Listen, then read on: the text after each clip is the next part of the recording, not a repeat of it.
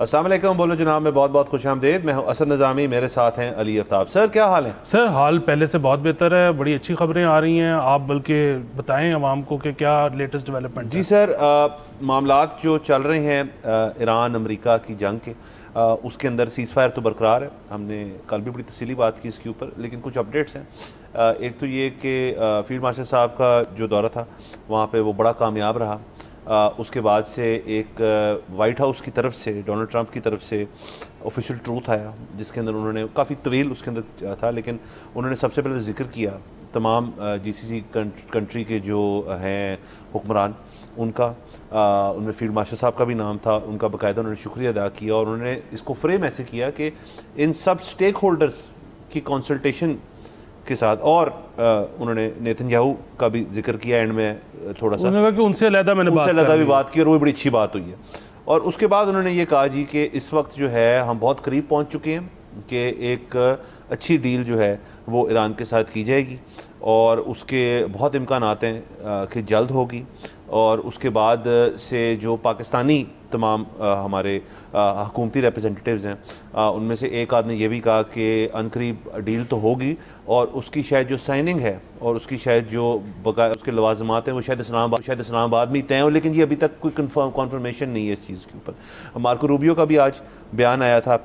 उनकी body language बहुत different लग रही थी। ये हमने कल भी बात की थी कि बॉडी लैंग्वेजेस थोड़ी सी चेंज हुई है, यानी कि कोई मेजर ब्रेक थ्रू जो है वो हुआ है। ये पाकिस्तान के लिए एक बहुत बड़ी विन है, क्योंकि आप देखें हमने जैसे कल हमने जिक्र किया था कि इसके पीछे बहुत मेहनत हुई है और इस नतीजे तक हम जो इंशाल्लाह पहुंच जाएंगे, उसके बाद ना सिर्फ दुनिया के अंदर बल्कि इस खित्ते के अंदर बहुत ज़्यादा अमन आएगा। एक ऐसी जंग जो 40, 50, 60, 70 साल कह लें से उसका कोई हतमी तौर पे ख़त्म होने का या कोई एक रास्ता, एक नया रास्ता इख्तियार करने की तरफ बात आज तक नहीं बढ़ी। हम तो चाहते तो हम ये थे कि जंग किए बगैर, लॉस ऑफ लाइफ के बगैर इस तक पहुंचता, जैसे टेबल के ऊपर से ये बात होती, लेकिन चूंकि जंग हुई, लॉस ऑफ लाइफ हुई, उसका अब तो कुछ नहीं किया जा सकता। ये ज़रूर किया जा सकता है कि सीज़ फायर बरकरार है, जो कि बरकरार है, और दूसरा एक ऐसी डील हो जो कि जिसके अंदर से तमाम स्टेक होल्डर, जीसीसी नेशंस हो जाए, उसके अंदर पाकिस्तान हो जाए, उसके अंदर अमेरिका हो जाए, उसके अंदर चले इसराइल भी हो जाए, उसके अंदर ईरान ख़ास तौर पे तमाम तर बातों से अगर खुश है, तो ये हम एक बहुत अच्छे रास्ते पे चलने लगे हैं और इसके अंदर आप देखें कि तमाम जो खिता है वो प्रॉस्पर करेगा। जी, बात यह है कि हमने कल भी यही बात की थी कि लग रहा है कि चीज़ें बेहतरी की तरफ जा रही हैं। अच्छा, मैं अभी भी ना सिर्फ एक चीज़ ये कहूँगा कि अब ट्रंप साहब ने बयान दिया जो कि खुशाइन बयान था। अच्छा, दूसरी तरफ ईरान का अगर आप देखें तो उन्होंने इसका रिबटल नहीं दिया फिल वक्त, यानी कि अब जो दोनों पार्टियां हैं वो इस तरफ जा रही हैं कि अब इस चीज़ को ख़त्म करना है, जो कि अगेन बहुत ही खुशाइंद बात है। लेकिन मैं सबके सामने ये अपील करना चाहता हूँ कि इस बात में अगर कुछ टाइम लग जाए, अगर कुछ दिन या महीने भी लग जाए, वैसे तो इंशाल्लाह हमारी दुआ ये है कि मंडे को हो जाए, नहीं तो फ्राइडे को हो जाए, लेकिन कुछ जगह चल रहा है कि 24 आवर्स के अंदर अंदर हो जाएगा, लेकिन चला ना भी हो, हाँ आमीन, अल्लाह करे हो जाए। लेकिन अगर कुछ देर लग भी जाए तो दिल छोटा मत करें, कंस्पिरेसी थियरीज मत खड़ें। यहाँ पर देखें, एक बात तो तय है, अमेरिका भी अगर इस डील से खुश है जो होने जा रही है, ईरान भी अगर इस डील से खुश है जो कि होने जा रही है, हमने तो वैसे ही वो डील करवाई है तो हम तो जाहिर है खुश हैं ही, लेकिन इससे ये साबित नहीं होता, बल्कि इससे शायद इस चीज़ के चांसेस बढ़ जाते हैं कि जो इज़राइल है वो कुछ शरारतें कर सकता है, वो कुछ शरारतें ईरान के अंदर भी कर सकता है, अमेरिका के अंदर भी कर सकता है, दीगर जिस तरह ट्रंप साहब ने कहा स्टेक होल्डर ममालिक जिनमें हम भी शामिल हैं वहाँ भी हो सकती हैं। सो उनका तो ये दिल करेगा इज़राइल का कि ये डील इतनी जल्दी और इतनी जो है वो खुश उसलूबी के साथ ना तय पाए। तो इसमें अगर राह में रोड़े आएँ तो हमें उसके लिए मेंटली प्रिपेयर होना चाहिए, क्योंकि हम, आपने जिस तरह से बताया कि एक 40 साला डिस्प्यूट है जो कि हल होने को जा रहा है। तो ये जो हर सिस्टम में एक इनर्शिया होता है, आप ये एक्सपेक्ट नहीं कर सकते कि 40 साल की लड़ाई एक दिन में ख़त्म हो जाएगी। इस वक्त जो लड़ाई है, उस लड़ाई के अंदर भी बहुत स्टेक होल्डर हैं, उस लड़ाई से भी तो लोग और अक़वाम और ममालिक फ़ायदा उठा रहे होंगे, वो नहीं चाहेंगे कि ऐसा हो। लेकिन इसलिए मैं ये सिर्फ कह रहा हूँ, हमारा रोल बहुत मुस्बत रहा है।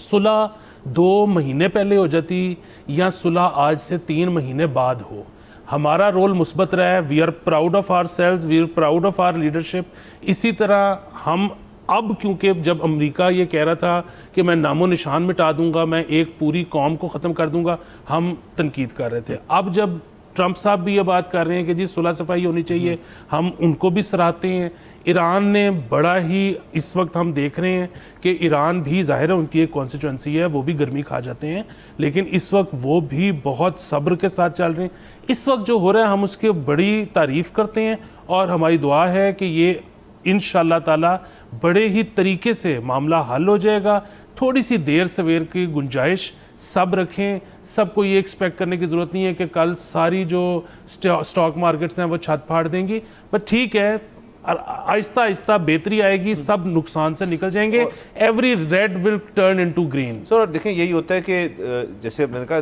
तवील किस्म की ये मसले मसाइल चल रहे हैं, तो ये ओवरनाइट हल नहीं होने थे। बहुत सारे कागज़ प्रिंट हुए होंगे, बहुत सारे उसके ऊपर लाल निशान लगे होंगे, बहुत सारी टू एंड फ्रो हुई होगी, और वो इसलिए होती है ताकि यार बाद में देखिए सर, एक कंपनी बिकती है, उसमें 10 वकील इधर से आते हैं, 10 वकील इधर से आते हैं, 4-4, 8-8 साल लग जाते हैं कि जी ये कंपनी बिक रही है, इसकी रीस्ट्रक्चरिंग होएगी, इसको डाइल्यूट कर देना है, इसके स्टॉक्स कहाँ जाएंगे, शेयर होल्डर कहाँ आएंगे, CEO को, बड़ी चीज़ें होती हैं। कंपनी की बात हो रही है, तो मुल्कों के बीच में एक इतने से न्यूक्लियर मामलात के ऊपर इसके अंदर गुफ्तगू है, सैंक्शंस की बात हो रही है, एक ऐसे रस्ते की बात हो रही है जिससे दुनिया जो है वो अपनी ट्रेड करती है वहाँ से उसके थ्रू। तो जाहिर है टाइमिंग तो इसके अंदर एक कॉन्वर्सेशन नहीं होनी चाहिए कि जल्दी जल्दी कर लो। हाँ, मैं ये समझता हूँ कि जैसे हमने कल भी बात की कि इकोनॉमी बहुत सफ़र कर रही है, तो इसलिए टाइमिंग थोड़ी रेलेवेंट है, लेकिन अगर वही करना है कि जी 2 step forward and 6 steps backwards, पहले तो ये हो रहा था, ये इस दफ़ा लग रहा है, और अल्लाह करे ऐसी हो कि ऐसी चीज़ ना हो। सर इस पर ऐड कर लेते हैं सर, क्योंकि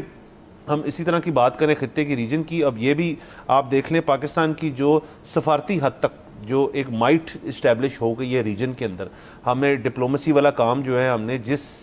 तरीके से किया है, जिस सफाई से की है, जिधर हमने कोई साइड टेकिंग भी नहीं की, हमने अपने काम से काम रखते हुए अमन ओमान और पीस की बात की है, तो इसके असरात आप हैरान हो जाएंगे सुन के कि हमारे हमसाए मुल्क के अंदर भी बातें छिड़ गई हैं। RSS के एक लीडर हैं, RSS BJP का एक बहुत क्लोज अलायंस, एक विंग है उनका, और उनके लोग तो कहते हैं BJP असल में RSS है। उनके एक बड़े सीनियर रहनुमा जो हैं, जो RSS के नंबर 1 या नंबर 2 है, उनका एक दौरा हुआ अमेरिका का, और लोग उसको इक्वेट करेंगे जी अमेरिका ने कुछ कह दिया, ये कुछ कह दिया, लेकिन वो सब छोड़ दिया। उन्होंने आके एक बयान जारी किया है कि जी पाकिस्तान के साथ अब टॉक्स की जो है वक्त आ गया है, और ये जो मोदी गवर्नमेंट BJP के जो बेस है, जो कि एक उनकी मतलब क्या क्या मैं बातें बताऊं, उन्होंने क्या क्या चीज़ें की और क्या क्या व्यू पॉइंट्स रखते हैं वो, लेकिन आप देखें कैसे पाकिस्तान ने एक अपने सफारती महाज के ऊपर अपने आप को मनवा के दुनिया के अंदर वो ऐसे एक मुल्क को मजबूर कर रहे हैं जो आपसे कह रहा था हम फिर कभी भी आपके साथ जंग कर सकते हैं, हमने पॉज किया हुआ है। तो वो पॉज तो छोड़ें आप कि सिंदूर 2 हो जाएगा, तो ये हो जाएगा, तो वो हो जाएगा। उनके जो RSS के हेड हैं वो कह रहे हैं आके जी कि आपको ना टॉक्स करनी पड़ेंगी इसमें। ये नहीं कि पाकिस्तान ने कोई ख्वाहिश का इजहार किया है, वो खुद कह रहे हैं जी कि टॉक्स करनी पड़ेंगी। जी बिल्कुल, देखिए हम यही कहते होते थे, हम इंडिया में अमन और इंडिया की तरक्की चाहते हैं, क्योंकि इंडिया हमारा हमसाया है। हम इसीलिए इस शो पर बैठकर अपनी लाइव ट्रांसमिशन में, यहाँ तक के जंगी ट्रांसमिशन में भी ये कहते होते थे कि इंडिया किस ट्रजेक्टरी में चल पड़ा है, इंडिया को समझ क्यों नहीं आ रही, इंडिया इस तरह अगर चलता रहेगा तो हमारा नुकसान कम करेगा और अपना ज़्यादा नुकसान करवा बैठेगा। और हम ये भी कह रहे थे कि जिस तरह से वक्तन फ़वक्तन इंडिया को रियलिटी चेक मिल रहे हैं, वो क्या थ्रेशोल्ड है जिस पर इंडिया को और इंडियंस को समझ आएगा कि अच्छा ये रास्ता ठीक नहीं है, हमें अमन की रास्ते की तरफ चलने की ज़रूरत है, दोस्ती के रास्ते की तरफ चलने की ज़रूरत है। फाइनली थैंकफुली वो थ्रेशोल्ड आ गया है, उनको समझ आनी शुरू हो गई है। इसमें आप अभी एक और चीज़ ऐड कर लें, और वो ये है कि सलमान खान साहब जो कि इंडिया के one of the biggest stars हैं, उनकी एक फ़िल्म जो है वो बैटल ऑफ गलवान पर आ रही है, जो कि शूट हो चुकी है, और अभी वो तो शूट हो चुकी है, उसका पता नहीं क्या फ्यूचर होगा। अभी एक और फिल्म थी जो कि उसी बैटल के ऊपर शूट होने को जा रही थी। सो जो फिल्म शूट होने को जा रही थी उसको तो इंडियन गवर्नमेंट ने मना कर दिया कि आप ये फिल्म ना बनाएं, और सलमान खान साहब की फिल्म जो कि तकरीबन तकमील के मराहिल में थी, उसका भी एक मसला चल रहा है, क्योंकि इंडिया ने कहा है कि अब हमारी पॉलिसी ये है कि हमने फिल्मों में चाइना के साथ लड़ाई नहीं दिखानी। सो अगेन उनको फाइनली समझ आनी शुरू हुई है कि ये हर वक्त जो है ना कि जंगी जो फिज़ा कायम रखना और फिल्मों और आर्ट के थ्रू लोगों को भड़काना और हर वक्त जंग के लिए तैयार रहना, बल्कि इंस्टिगेट भी करना, ये अब उनको समझ आनी शुरू हो गई है कि this is not the time for it. Sir एक तो नॉट द टाइम, और वहाँ पे सर एक और, क्योंकि सर हमारा काम है तमाम जगहों की खबरें ना सिर्फ रखना बल्कि और लोगों की ओपिनियंस भी सुना, तो मैं इंडियन कमेंटेटर्स को भी सुनता रहता हूँ। उसमें एक शख्स ने बड़ी ज़बरदस्त निशानदेही की कि व्हाट वेंट रॉन्ग, ये जो मामला ख़राब हुए, व्हाट वेंट रॉन्ग वाज कि जो मोदी जी हैं उन्होंने समझना शुरू कर दिया अपने आप को कि यार जिस तरह यूएस में होता है ना कि जो प्रेसिडेंट ऑफ यूनाइटेड स्टेट्स है वो कमांडर इन चीफ भी है, तो मोदी जी एक दफ़ा फौजी वर्दी भी जेब तन करके एयरफोर्स की वर्दी उन्होंने बिलबोर्ड्स भी लगवा दिए थे किसी चीज़ के ऊपर, वो जंगी रिलेटेड नहीं था, कोई तकरीब थी उसके अंदर, उसके ऊपर बड़ा बैकलैश आया था उनको, और उन्होंने अपने आप को कमांडर इन चीफ भी समझा। अब तो देखें, एक जो मिलिट्री का कोई भी विंग हो या कोई भी जगह हो, उसमें ट्रेनिंग होती है, उसमें स्किल सेट्स होती हैं, वो रिक्वायर की जाती हैं, उसमें एक्सपीरियंसेस होते हैं, चीज़ें होती हैं। अब मतलब बिल्कुल एक हैंड इन हैंड चलते हैं मामला सिविल गवर्नमेंट और, लेकिन आप अगर कहें जी कि हमें मुझे तुमसे बेहतर पता है, तो वो शख्स का था कि यार यहाँ ये फॉल आउट हुआ, इसके ऊपर किसी किताब का भी जिक्र कर रहे थे वो, जिस जो एक्स एक उनकी फौजी ने लिखी कि ये मसला हुआ है। फिर कहते थे इनकी जो दूसरी पॉलिसी है कि टेररिस्ट एक्टिविटी मुबैना जो वो जिसको क्लेम करते हैं, हमारे ऊपर कभी प्रूफ तो कर नहीं सके वो कहते जी कि हम कहते ये कैसे हो सकता है कि आप सिविलियन टारगेट्स मारना शुरू कर दीजिए, जो हमारे साथ किया उन्होंने बुज़दिलाना हरकत, ये भी एक बहुत बड़ा मसला है। मैं पॉइंट सिर्फ ये क्रिएट कर रहा हूँ कि वहाँ पे इकोनॉमिकल जो सारी चीज़ें वो तो देखें, वो तो खुद ही अनराइवल होना शुरू, उनकी करेंसी की सूरत हाल देख लें, लेकिन मिलिटरीली भी उन्होंने बहुत बुरी डिसीजंस लिए हैं। और आपने अब चाइना का जिक्र किया, वो क्यों बंद करा रही है सर? जो PLA है आपकी पीपल्स लिबरेशन चाइना की आर्मी, उनसे तो मुकाबला नहीं कर सकती, ये उनको पता है इस चीज़ का, और उनको ये भी रियलाइज़ हो रहा है कि यार कि हम आइसोलेट हो गए हैं इस खिते के अंदर, ना आपकी चाइना से बनती है, ना पाकिस्तान से बनती है, ना आपकी GCC नेशंस में तमाम से बनती है, आपके सारे हम शायद देख लें, उनकी नेपाल से भी नेपाल से नहीं बनती, तो पीछे रह गए इजराइल, उनकी भी सूरत हाल देख लें आप क्या हो रहा है यहाँ पे। सो ये आइसोलेशन जो है ना, ये रियलिटी जो है ये किक इन की है कहीं ना कहीं से, कोई टॉक्स हो ना हो मुझे नहीं पता उस चीज़ का, लेकिन आप थोड़ी जो लचक है उसका अंदाज़ा लगाएं कि आप आज से 2 महीने पहले सोच नहीं सकते थे ऐसी चीज़ों। ये यकीनन सर बात ये आपने जो कहा ना कि उनका एकदम से दिल किया है कि वो कमांडर इन चीफ भी हों या वो हैं, बात ये है कि दुनिया इतनी कॉम्प्लेक्स हो गई है कि अब तो आपके पास कोई जवाज़ नहीं रहा कि जिसका काम उसी को साजे कि आप पॉलिसी पर चलें। उसकी वजह ये, आप किसी सस्ते तरीन कोला कंपनी कि आपने साउथ पंजाब की डिस्ट्रीब्यूशन भी समझनी हो ना, तो आपको उसके लिए 6 महीने चाहिए। तो आप ये कह रहे हो कि मैं जो है, मुझे फ़ौज का भी ज़्यादा पता है, मुझे इकॉनमी का भी ज़्यादा पता है, और मुझे ये ऐसे नहीं हो सकता। जो एक सरबराह होता है ना, जो इलेक्शन जीत के आता है, जो मुल्क का सरबराह बनता है, उसका काम सिर्फ और सिर्फ ये होता है कि वो टॉप टीम सेलेक्ट करे। बिल्कुल टॉप टीम सेलेक्ट करेगा, हर जो फील्ड है उसका माहिर वो सिलेक्ट करेगा, तो उस तक मशवरा ठीक पहुंचेगा। जब नीचे वाले ठीक चलाएंगे तो ऊपर वाले की तारीफ होगी, वाह होगी। सो जिसका काम उसी को सांझे, आपने हर चीज़ में अपने आप को जो है ना, मुझे सब पता है, मेरे से बेहतर कोई नहीं जानता, ये करने की ज़रूरत कभी नहीं है किसी भी हुक्मरान को। और सर लास्टली से ब्रेक में जाने उनका जिक्र कर दूं, जो इंडिया के फॉरेन मिनिस्टर हैं, जो भी ओहदा कहा जाता है वहाँ पे, जो जयशंकर साहब हैं,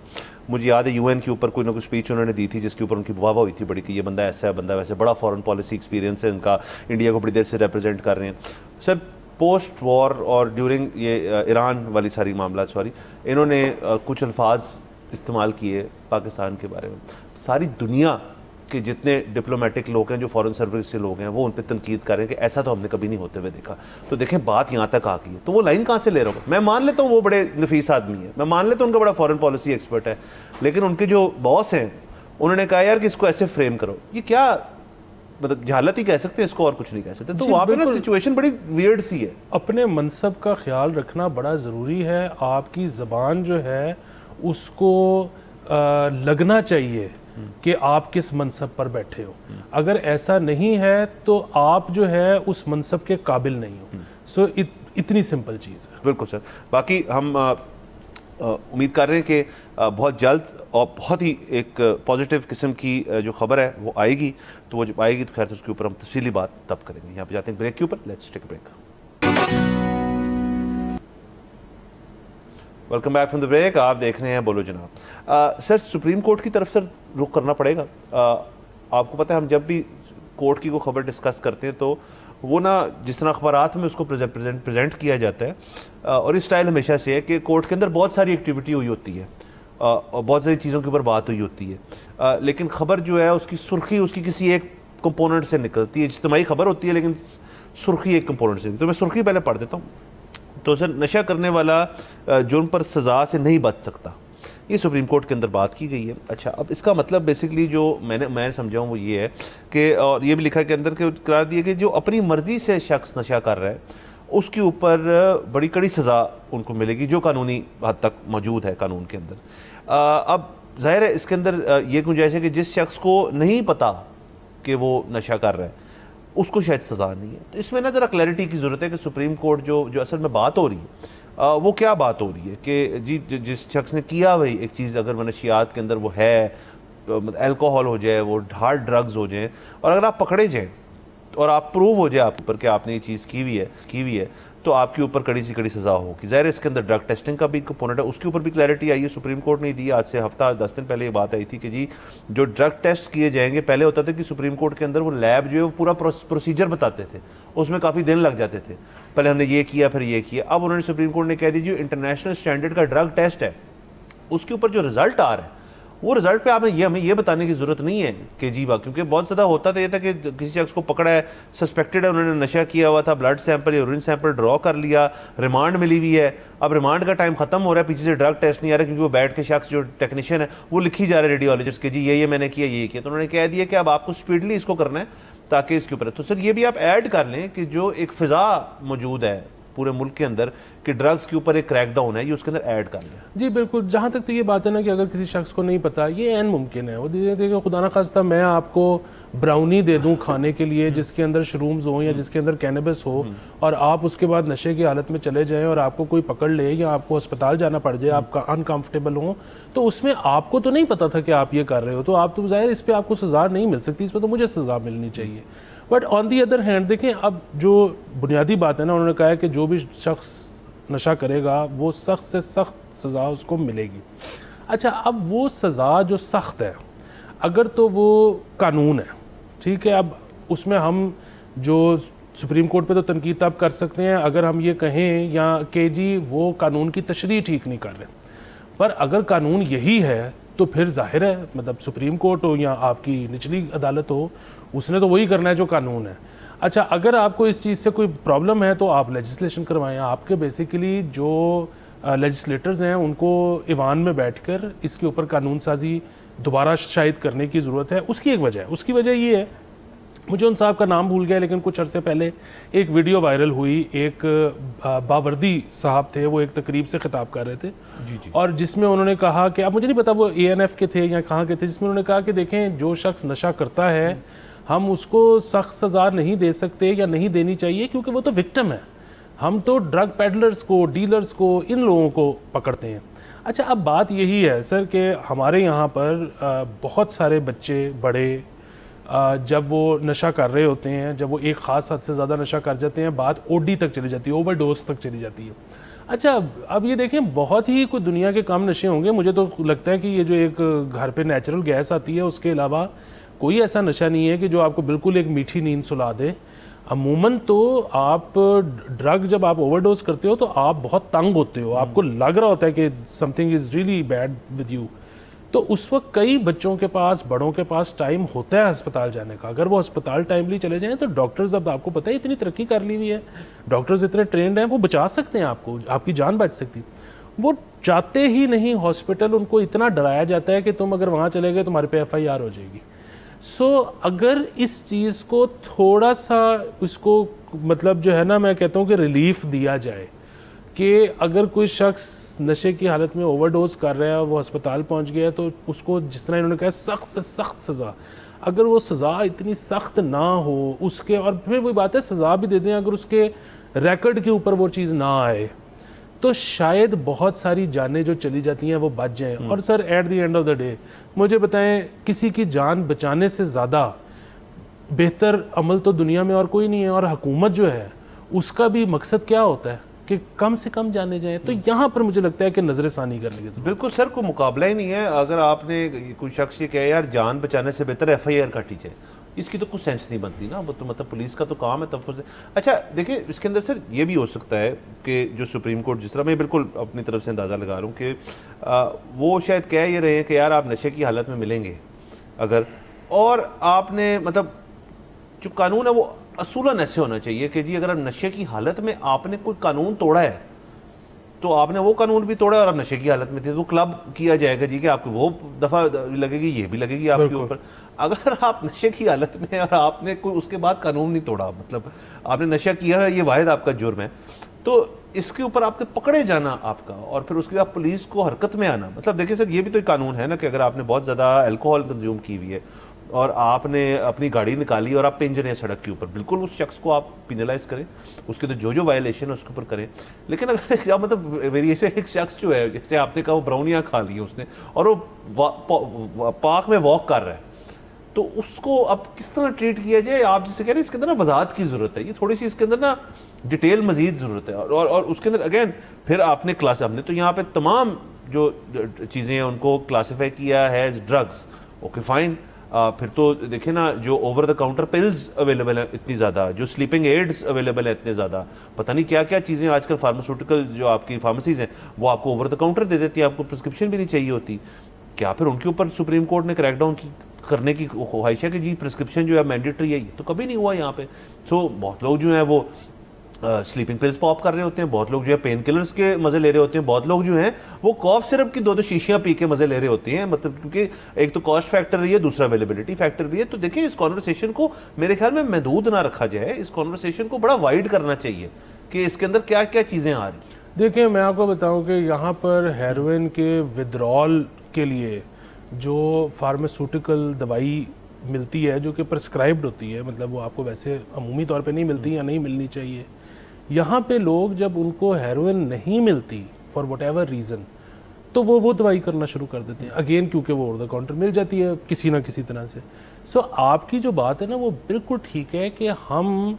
इंतज़ार करते हैं कि अच्छा सुप्रीम कोर्ट से इस बारे में कोई ख़बर आ जाए, बात आ जाए, या अच्छा कोई पार्लियामेंटेरियन इसके बारे में कुछ कह दे, फिर हम लोग डिस्कस कर लेते हैं। ये एक ऐसी चीज़ है, देखिए ड्रग एपिडेमिक जो है ना ये पूरी दुनिया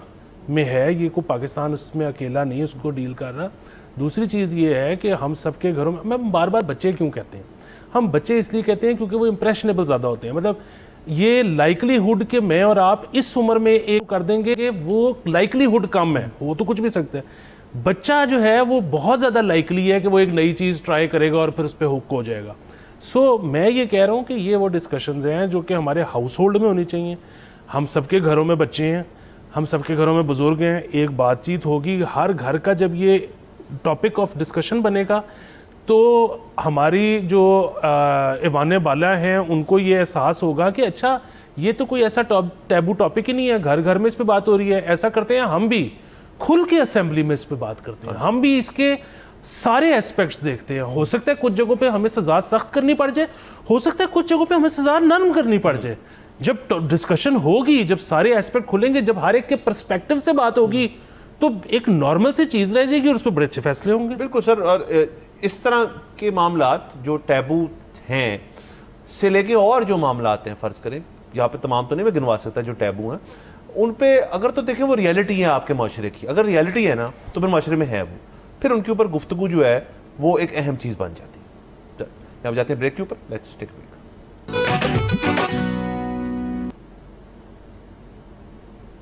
welcome back from the break. आप देख रहे हैं बोलो जनाब। सर आगे चलते हैं। सर हमारी जो ट्रेडर्स की कम्युनिटी है वो भी बैकबोन है सर हमारी। सर आपको पता है ना कितनी बैकबोन है सर, एग्रीकल्चर भी हमारी बैकबोन है। ये मैं नहीं कह रही, सियासतदान कहते हैं। ट्रेडर्स भी हमारी बैकबोन है, हमारा बैंकिंग सेक्टर भी हमारा बैकबोन है, सहाफत भी है, टीचर्स भी हैं। हम बहुत सारी पसलियों वाले हैं सर। एक अजीब सी एक चीज, हमारी रीढ़ की हड्डियां इतनी ज्यादा है कि 4-5 L2 L3 को कुछ हो जाए तो हमें कोई फर्क नहीं पड़ता। चांद वर्टेब्रे डिस्के डुस्के से हिल जाए तो बहुत पड़ी है हमारे पास। एनीवेज ये तो चले ज़ाहिर तफरन बात थी, लेकिन जो असल बात उन्होंने की सर, ट्रेडर्स जो थे ना वो बड़े सालों से, मैं तो कहूँ कि दहियों से हुकूमत से नाराज़ हैं। और वो हुकूमत से क्या नाराज़ हैं, वो FPR के जो मामलात हैं ना उनसे नाराज़ हैं कि आए दिन को नई पॉलिसी आ जाती है, क्रैकडाउन्स होते हैं, इनके ऊपर छापे पड़ते हैं, इनका सामान जो है वो बंद कर दिया जाता है, इनकी बुक्स ले लीजिए, बड़ी दफ़ा ही होते हैं। आप सैकड़ों लोगों को जानते हैं, मैं जानता हूँ जिनका आपको फ़ोन आता है कि भाई क्या बिजी हूँ यार, आज मैं नहीं आ सकता, छापा पै गया FPR का। तो अच्छा, तो तमाम नहीं बट कुछ ट्रेडर्स जिनका टर्नओवर जो है वो मैक्सिमम 20 करोड़ रुपया है साल का, और उससे नीचे नीचे के लिए एक रिलीफ दी है जिससे ट्रेडर्स खुश हैं, वो है एक 25,000 रुपए का एनुअल टैक्स। अच्छा, अब वो बाकी टैक्सेस भी देंगे, विदहोल्डिंग हो जाए, जो भी टैक्स हो जाए जो देते हैं एडवांस हो जाए, जेड़ा भी हो जाए,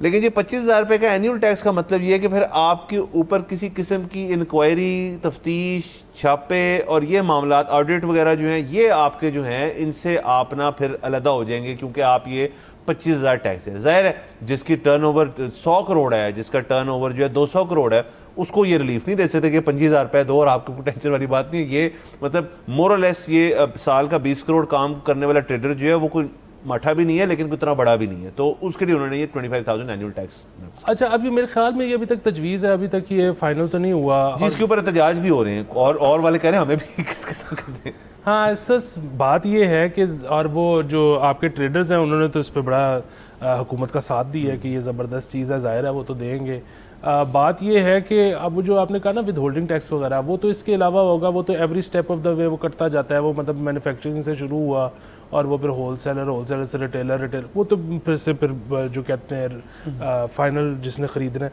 लेकिन वो तो इसके अलावा शायद होगा। ये मेरे ख्याल में इनकम टैक्स की बात हो रही होगी जिसमें वो कह रहे होंगे कि एनुअल टैक्स 25,000 रुपया दें तो आपका इनकम वाला हम छोड़ देंगे, बाकी वो सारा। अच्छा, अब देखें इसमें जो है ना, अगेन ये है तो नाकामी हुकूमत की कि हम कोई ऐसा निज़ाम नहीं बना सके अभी तक, यहाँ हमारे लिए अगर कोई एक सेगमेंट ऑफ सोसाइटी इकट्ठा हो जाए और वो आके कहे कि हमने नहीं करना, तो फिर देयर इज़ नो वे कि रियासत उनसे कंप्लाई करा सके। एक तो इसमें ये जो है ना आपको शिकस्त नज़र आ रही है। अच्छा, दूसरी चीज़ ये है कि चलें जो भी है, अच्छी है बुरी है, इस पर बहस नहीं करते। आपके ख्याल में IMF को ये बात पसंद आई होगी? सवाल ही नहीं पैदा होता। IMF तो कहती है अपनी कलेक्शन बेहतर करो, उनको तो ये बात थोड़ी पसंद आएगी कि आप कह रहे हो यार 25,000 रुपये लमसम में डील ख़त्म हो गई, लेकिन हुकूमत ने ऑफ़र कर ही दिया है ना, इसका मतलब है कि IMF के अगेंस्ट जाके किया ना। अच्छा, इसी तरह जो प्रॉपर्टी में सेल परचेज़ में, ख़ास तौर पे सेल में जो हुकूमत ने अभी रिलीफ दी है, वो क्या IMF को पसंद आया होगा? 7E का जो है 7E का सवाल ही नहीं पैदा होता, फिर भी हुकूमत ने दे ही दिया ना। लेकिन अब फिर ये तजवीज़, अब हुकूमत कह रही है कि जी हमने नए जो सोलर इंस्टॉल करने वाले हैं उनको तो हम ग्रॉस मीटरिंग कर रहे हैं, जो पुराने थे जिनके साथ हमारा 7 साल का रिटर्न कॉन्ट्रैक्ट था, हम उसको भी ख़त्म करने का सोच रहे हैं क्योंकि IMF को ये बात पसंद नहीं है। इसी तरह हम किसान को बेस प्राइस नहीं देंगे क्योंकि IMF को ये बात। अच्छा, हम जो हमने करना काम हमने खुद होता है, सरकार ने खुद करना होता है, जो पसंद होता है वो कहते हैं कि ये IMF ने कहा है, जिस पे बैकलैश आना होता है कहते हैं कि IMF इसके ख़िलाफ़ थी। बेसिकली हम IMF के कंधे पे रख के बंदूक चलाते हैं, वरना कोई ऐसी बात नहीं जो कि IMF को हम समझा ना सकते हों या निगोशिएटिंग टेबल के ऊपर अपना कम से कम मुकदमा ना रख सकते हों। बेसिकली मैंने देखा है कि हमने IMF को ना प्रॉप अप किया है एज अ विलन, हालांकि वो है नहीं इतना, मतलब इतना बुरा नहीं जितना उन्होंने कहते हैं सारे। सर देखिए, ये एक स्ट्रेटजी भी हो सकती है और ये IMF को शायद नापसंद भी हो। मैं तो सर चले IMF को अपनी जगह छोड़ दें, मैं तो सर वैसे ही सोच रहा था कि अगर तो ये ट्रेडर्स को उन्होंने कहा है ना कि ये कर लें, तो सर सब लोगों को दे देना एक छोटी सी इस किस्म की चीज़, एमनेस्टी, कि मतलब उसका कोई मैकेनिज्म बना लें। सर क्यों नहीं कोई शख्स चाहेगा कि ऐसे हो कि यार मेरी एनुअल इनकम जो है FBR कहता है इतनी है, कि आप झूठ बोल रहे हैं, आप इतने पैसे कमाते हैं, मैं कह रहा हूँ यार मैं इतने कमाता हूँ, उसमें एक फ़र्क है, इतने पैसों का फ़र्क है, ठीक है। आप कहें यार ये पैसे हैं ना, ठीक है, एक फ़र्क आ रहा है ना तुम्हारी मेरी बुक्स में, आप मुझे तंग ना करें, आप बता दें इसके ऊपर मैं कितना टैक्स दे दूँ लेजिटिमेट, मतलब ये मामला तो और तरह से भी रिजॉल्व होते हैं, लेकिन इसमें लेजिटिमेटली बतौर शहरी में हर साल मुझे फिक्स कर दो 5 साल के लिए कि जी आपसे हमने इतना टैक्स लेना है। आपको हम कोई कुछ नहीं कहेंगे, कोई नोटिस नहीं आएगा, कोई आपके ऊपर केसेस नहीं होंगे, कोई आपके घर पे नहीं छापे पड़ेंगे, कुछ नहीं टेंशन नहीं। फिर अगर आप ट्रेडर्स को ही दे रही हैं तो सर आपने कहा शुरू में, मैंने कहा बड़ी बैकबोन्स है यहाँ पे, सबसे बड़ी बैकबोन तो अवाम है यहाँ पे, तो अवाम के सब तो ट्रेडर नहीं है ना, हर शोबे से मुंसलिक हैं लोग, तो सबको दें फिर ये किस्म की ऑफर। सर वो नहीं दे सकते ना। देखें बात ये है कि अगर आपने कहा कि सबसे आपने ट्रेडर्स को दे दिया है तो आप मैन्युफैक्चरर्स को भी दे दें, अब आप मिल ओनर्स को भी दे दें, ट्रांसपोर्टर को भी दें, ट्रांसपोर्टर को भी दे दें। बात ये है कि सबसे ज़्यादा टैक्स कलेक्ट कहाँ से होता है? नौकरी पेशा लोगों से, क्योंकि उनकी प्रोफाइलिंग नहीं करनी पड़ती, आपको पास ऑलरेडी है, टैक्स एट सोर्स डिडक्ट हो जाता है। आपने अगर सब अमीरों को, सब कारोबारियों को कह के, ये तो अभी है ना कि जी वो ट्रेडर नाराज बहुत हैं, ट्रेडर वोट नहीं डाल रहे, ट्रेडर हड़ताल कर देते हैं, तो हम बस ट्रेडर्स के लिए ये करें। आपने ये सबको दे दी तो जो नौकरी पेशा फर्द है वो तो घर से बाहर निकल आएगा कैरोसिन की बोतल लेके कि जी मेरा क्या कसूर है, मैं नहीं इस मुल्क में पैदा हुआ, नौकरी पेशा नहीं इस मुल्क को। सर बैकबोन है ना सर हमारे नहीं सर देखिए करें ना, मतलब माय पॉइंट इज कि देखें यार, अगर तो एट सोर्स नौकरी पेशा वाला है तो ये भी चॉइस हो जानी चाहिए, कंपनी की चॉइस होनी चाहिए कि यार के सर मुझे बताएं जॉब मार्केट के अंदर कितनी एक तब्दीली आएगी इसके अंदर कि एक शख्स जो है वो एक नौकरी कर रहा है, उसको तनख्वाह कम मिल रही है, लेकिन कह रहे हैं सोर्स पे नहीं काटते, वो मेरे ऊपर छोड़ देते हैं मेरी गुड विशेस पे कि मैंने अपने जो टैक्स कुशवारे हैं उसके अंदर बताया हुआ है नहीं बताया हुआ, या फिर आपकी जो है कंपनीज कुछ कहती नहीं यार आप आएंगे, हम तो एफबीआर के साथ हमारे बड़े अच्छे ताल्लुकात हैं, हम तो आपको एट सोर्स काटेंगे। मतलब सर देखें, अगर जैसे आपने कहा शिकस्त तस्लीम करने वाली बात हो रही है कि जी हमसे नहीं हो पा रहा, ये तो हमें पता है, हमने कई दफ़ा शो पे बात की है, तो फिर अगर आप क्रिएटिव हो ही गए, ये क्रिएटिविटी है ना कि यार 25,000 रुपये दे के आप इजी हो जाए लाइफ के अंदर, आपको ज़हनी सुकून है। 25,000 रुपये एक ट्रेडर के लिए जो 20 करोड़ रुपये साल, मतलब 25,000 रुपये क्या है, कुछ भी नहीं है उसके लिए। तो अगर तो क्रिएटिव हो रहे हैं फिर अक्रॉस द बोर्ड क्रिएटिव हो, क्योंकि सर नौकरी पेशा वालों को इससे भी बहुत मसला हुआ होगा, जिसने पढ़ी होगी सर उसको गुस्सा तो चढ़ा होगा थोड़ा सा। बस सर एक पेंसिलर बिठाएं और कैलकुलेशन कर लें, अगर ये जो आप तजवीज़ दे रहे हैं इसके नतीजे में साल की कलेक्शन जो अभी है उससे बेहतर हो जाती है, तो ये सफ़ा जो है वो आप प्राइम मिनिस्टर ऑफ पाकिस्तान को पोस्ट कर दें और ये इम्प्लीमेंट हो जाएगा। लेकिन इसके पीछे कागज़ के ऊपर, बल्कि प्राइम मिनिस्टर ऑफ पाकिस्तान क्या, आप IMF को ही करें कि जी ये मेरा जो है ना, मैंने एक तरीका निकाला है, इससे कलेक्शन भी बेहतर हो रही है और इसमें जो है ना, मतलब सारा जो सेगमेंट ऑफ सोसाइटी हैं वो भी खुश हैं, तो बस ठीक। हाँ, और सर लास्टली इसके अंदर अगर आपने बहुत ही एक्साइटिंग होना है तो टर्निंग 18 टैक्स लगा दें कि जब शिक्षा से 18 साल के उससे उसी वक्त ले लिया, एक वन ऑफ किस्म का। मतलब सर अगर तुम ये चीजें शुरू कर रहे हैं तो इनको फिर मेरे ख्याल में रुके क्यों ट्रेडर्स के ऊपर, इसको स्प्रेड करें, बहरहाल वक्त खत्म हो जाता है। अगले हफ्ते आपसे चला फिर मुलाकात होगी, इजाजत दीजिए, खुदाफिज। सब्सक्राइब करें और बेल दबाएं ताकि कोई खबर रह न जाए।